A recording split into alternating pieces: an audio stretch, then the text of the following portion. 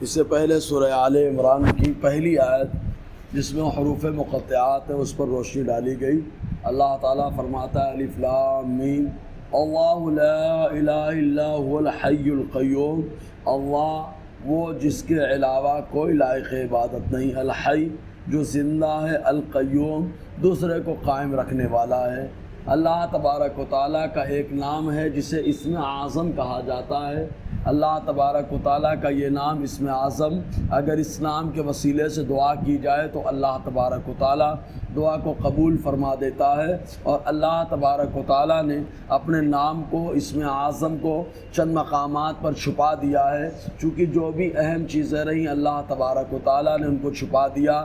شب قدر کو اللہ تبارک و تعالیٰ نے چھپایا، اور جمعہ کے دن ایک گھڑی ہے جس میں دعائیں قبول ہوتی ہیں، اللہ تبارک و تعالیٰ نے اس وقت کو چھپا دیا تاکہ بندہ دن بھر تلاش کرتا رہے۔ اسی انداز میں اللہ تبارک و تعالیٰ نے موت کے وقت کو انسان کے لیے چھپا دیا تاکہ ہر وقت موت کی تیاری کرتا رہے۔ اللہ تبارک و تعالیٰ نے قیامت کے معاملہ کو جو ہے چھپا دیا تاکہ ہر وقت آدمی تیار رہے۔ ایسے ہی اللہ تعالیٰ نے اسم اعظم کو چھپا دیا تاکہ اللہ تبارک و تعالیٰ کے نام کی بندہ صفات، اللہ تعالیٰ کے نام اور اس کے صفات کا ذکر کرتا رہے۔ تو اللہ تعالیٰ کا اسم اعظم کون ہے، اس سلسلے میں الگ الگ روایتیں ہیں۔ ایک روایت کے مطابق یہی ہے کہ آیت الکرسی میں جو الفاظ ہیں اور اس آیت کریمہ میں جو الفاظ ہیں، انہی کے اندر اللہ تبارک و تعالیٰ نے اسم اعظم کو چھپا دیا ہے۔ اللہ لا الہ الا هو الحی القیوم، اللہ وہ جس کے علاوہ کوئی لائق عبادت نہیں، حی ہے، قیوم ہے، دوسروں کو قائم کرنے والا ہے۔ لا الہ الا اللہ، اس کا ترجمہ تو یہی ہوتا ہے لا معبود الا ہو، اللہ کے علاوہ کوئی لائق عبادت نہیں ہے۔ لیکن صوفیاء کرام جو اس کا ترجمہ کرتے ہیں تو یہ بتاتے ہیں کہ لا معبود لا مقصود الا اللہ، اللہ کے علاوہ کوئی مقصود نہیں ہے۔ اور جب اللہ تبارک و تعالیٰ ان کی نظروں سے پردے کو اٹھا کر جلوہ دکھاتا ہے تب ایسی صورت میں وہ کہتے ہیں لا مشہود الا اللہ، اللہ کے علاوہ کوئی جو ہے موجود، اللہ تعالیٰ کے علاوہ کسی کا جلوہ نہیں ہے۔ الحی القیوم، جو حی ہے دوسروں کو قائم رکھنے والا ہے۔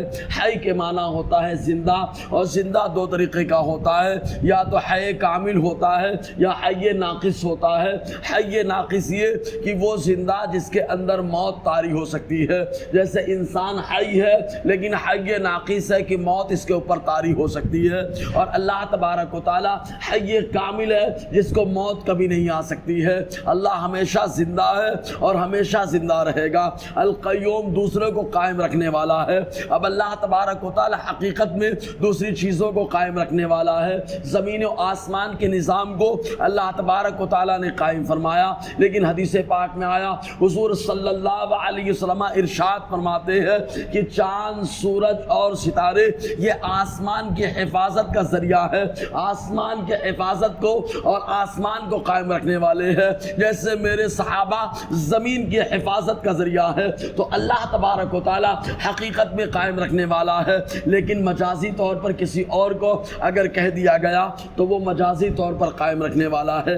نزل علیک الکتاب بالحق، کتاب بالحق مصدقا لما بین یدیہ وانزل التوراۃ والانجیل، اللہ وہ جس نے اتار دیا تھوڑا تھوڑا آپ کے اوپر کتاب کو حق کے ساتھ۔ اب یہاں پر دو چیزیں ہیں، ایک ہے حق اور ایک ہے سچ۔ سچ کا معاملہ یہ کہ آدمی جیسا ہوا ہے اسی کے مطابق بتایا جائے، اسی کو سچ اور تصدیق کہا جاتا ہے اور صدق بھی کہا جاتا ہے، اور جیسا کہہ دیا جائے ویسے ہو جائے اس کو حق کہا جاتا ہے۔ تو اللہ تعالیٰ نے قرآن مقدس کی دونوں صفتوں کو ذکر فرما دیا کہ ماضی میں جیسا ہو چکا ہے قرآن ویسا کہتا ہے، اور قرآن نے جیسا کہہ دیا ہے آنے والے دنوں میں ویسا ہونے والا ہے۔ تو اللہ تعالیٰ فرماتا ہے نزل، اس نے تھوڑا تھوڑا اتار دیا، علیک آپ پر الکتاب، کتاب کو، بالحق حق کے ساتھ کہ جیسا قرآن کہتا ہے ویسے ہی ہوگا، مصدقا لما بین یدیہ، اور اپنی اگلی کتاب کی تصدیق کرتا ہوا، یعنی ماضی میں جو کتابیں کہہ کے گئی ہیں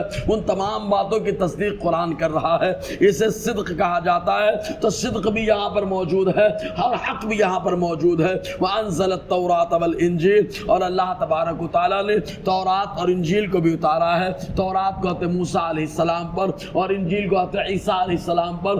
آج کے دور میں جو موجود ہے وہ تحریف شدہ بہرکیف آگے اور گفتگو رہے گی۔ اللہ تعالیٰ ہم سب کو فیضان قرآن برکات قرآن سے مالا مال فرمائے۔